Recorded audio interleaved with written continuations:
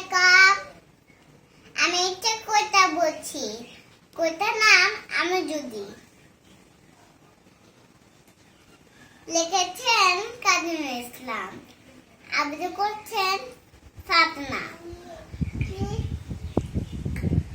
আমি যদি বাবু হতাম, বাবু হতো খোকা, না হলে তার নামটা পড়া,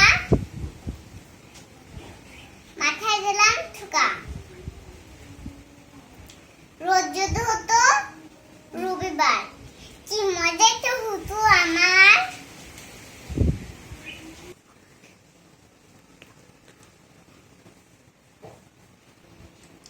কেবল ছুটি থাকতো না কো, নামটা লেখা জোখা, থাকতো না কো যুক্ত অক্ষর, অঙ্কের ঢুকতো পোকা।